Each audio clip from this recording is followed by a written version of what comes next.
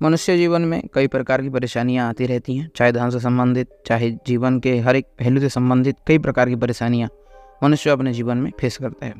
उसी तरह से हमारे एक सब्सक्राइबर हैं संदीप मिश्रा जी बोल के, उनके जीवन में भी काफ़ी परेशानी आई थी। जब उनका परेशानी का पीरियड था, महाराज जी ने हमसे संपर्क किया और संपर्क करने के बाद हमसे भगवती महाकाली की महाविद्या साधना प्राप्त की थी। महाविद्या साधना का उन्होंने उचित दक्षिणा देने के बाद उनके घर में हमारे माध्यम से भगवती का यंत्र माला आदि भेज दिया गया था और उस यंत्र माला के साथ उन्होंने भगवती की साधना हमारे बताए गए विधि अनुसार की थी और उनको एक दिव्य सा अनुभव हुआ है। बातचीत में उन्होंने मुझे अनुभव तो साझा कर दिया, लेकिन हमारे रिक्वेस्ट पे उन्होंने हमको लिख के भी भेजा है।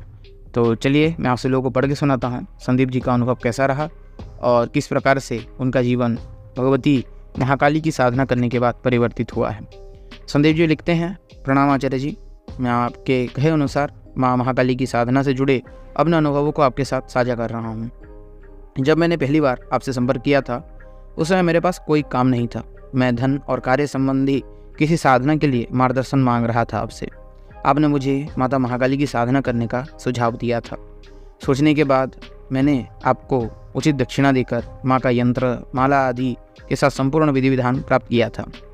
फिर विधि विधान के बाद मैंने पूर्ण श्रद्धा से माँ का 9 दिन का साधना आरंभ किया। साधना करते समय मुझे कई प्रकार की समस्याओं का सामना करना पड़ा, जिसमें मेरा तबीयत भी खराब हो गया था साधना के बीच में और मन में कई तरह की दुविधाएं भी आईं। फिर भी मैंने साधना को बीच में नहीं छोड़ा। अंतिम दिन जैसा आपने कहा था कि दशांश हवन तो मैं नहीं कर सका, लेकिन माँ के मंत्र का 3 माला का हवन अवश्य किया था। साधना पूरी हो गई, किंतु मुझे कुछ उसका असर नहीं दिखा। करीबन 20-25 दिन तक कोई विशेष अनुभव या फिर कुछ परिणाम मुझे नहीं दिखा, न ही साधना के दौरान कोई विशेष अनुभूति हुई थी।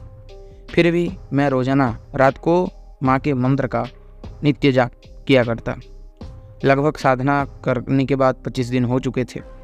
अचानक मेरे चाचा मुझे फ़ोन करते हैं। फ़ोन में उन्होंने कहा कि उनके एक जान पहचान वाले फैक्ट्री में मैनेजर की पोस्ट खाली है, क्या मैं काम करना चाहता हूँ।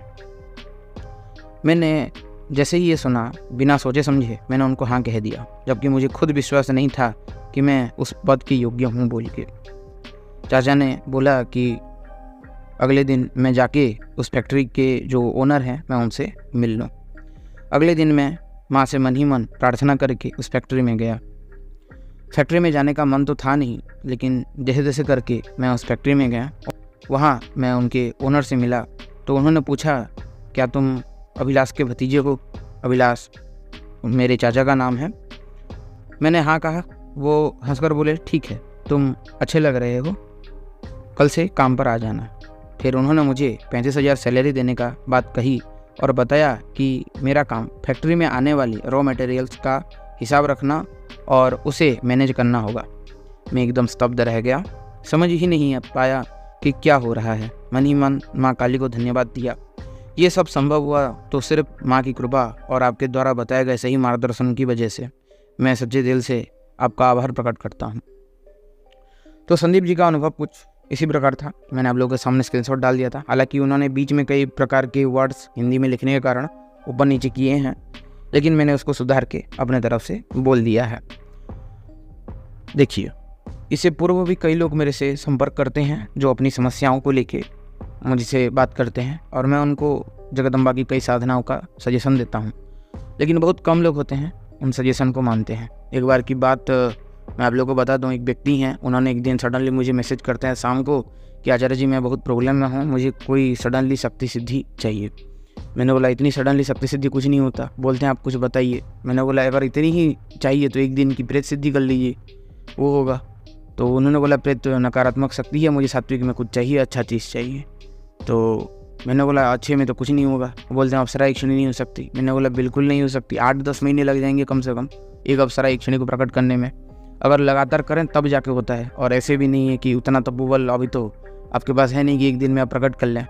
तो मैंने फिर उनको बोला कि महाविद्या कर लीजिए या फिर महाविद्या साधना वगैरह अब अनुष्ठान कर लीजिए अपने मनोकामना को लेके, उससे अवश्य आपके जो भी प्रॉब्लम्स है वो सही हो जाएंगे।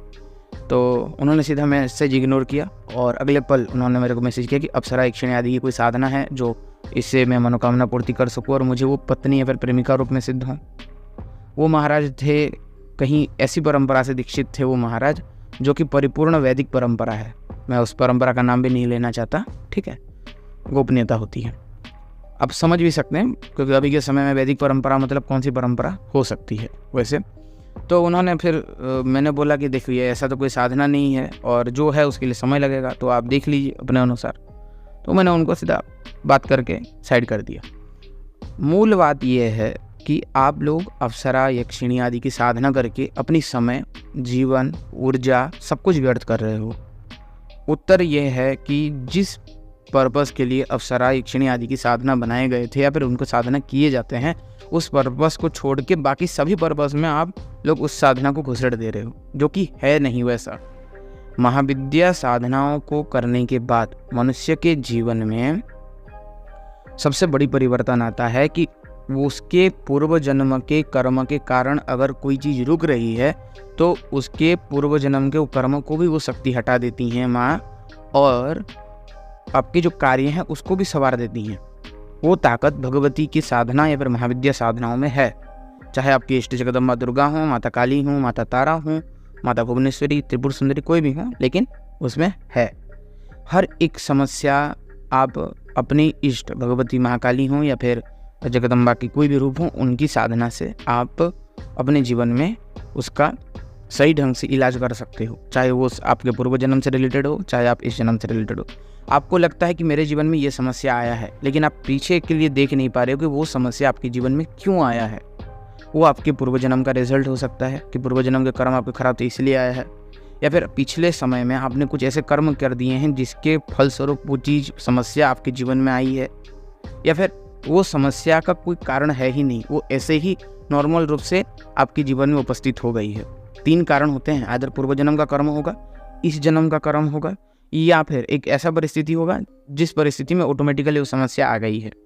ये 3 प्रकार के परिस्थिति होते हैं, और तीनों को समझने के बाद अगर आप फिर भी उस समस्या से निकल नहीं पाते हैं तो सर्वोत्तम उपाय है जगदम्बा के शरण में जाना।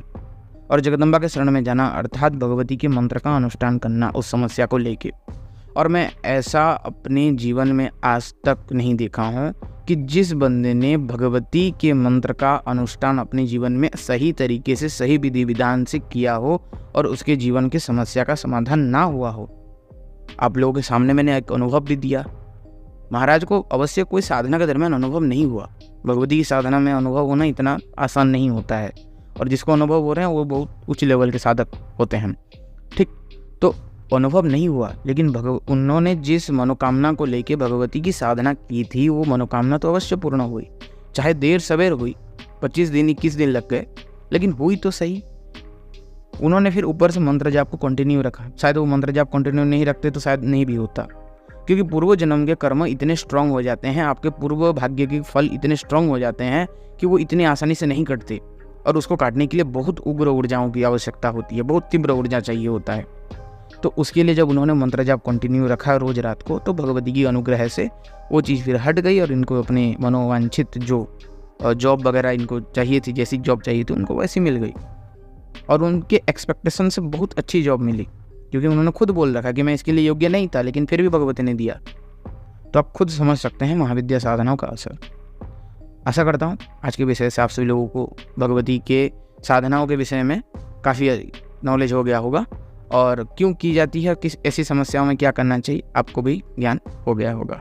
अगर आप हमारे माध्यम से, हमारे से विधि विधान प्राप्त करके भगवती की साधना उपासना करना चाहते हैं, चाहे भगवती महाकाली हो, चाहे भगवती तारा हो, चाहे भगवती त्रिपुर सुंदरी भुवनेश्वरी हो, केवल जगदम्बा धूमावती को छोड़ के बाकी जो 9 महाविद्याएं हैं उनकी उपासना वगैरह आप अपने जीवन में करके, सही विधान से करके, सही गाइडेंस में करके आप अपने जीवन में फल देखना चाहते हैं, तो अवश्य डिस्क्रिप्शन में मेरे टेलीग्राम ग्रुप का लिंक होगा, उधर जाइए, उधर ज्वाइन हो जाइए। मेरा सर्वानंद बोल के आईडी होगा, सर्वानंद बोल के जो आईडी होगा उसमें आप जाकर मेरे को मैसेज करिए। मैसेज करने के बाद मेरे से बातचीत करके आपकी समस्या के अकॉर्डिंग भगवती की साधना उपासना वगैरह कर सकते हैं आप। और देखिए, साधना उपासना में मैं आप लोगों को एक छोटी सी बात बता दूँ, अगर आप चाहें तो हमारे से यंत्र, माला आदि प्राप्त कर सकते हैं।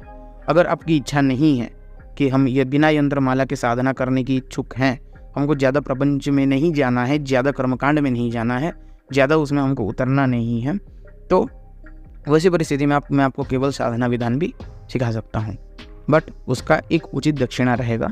उचित दक्षिणा देके आप मेरे से उस साधना विधान आदि प्राप्त करके कर सकते हैं और अपने जीवन में फल देख सकते हैं।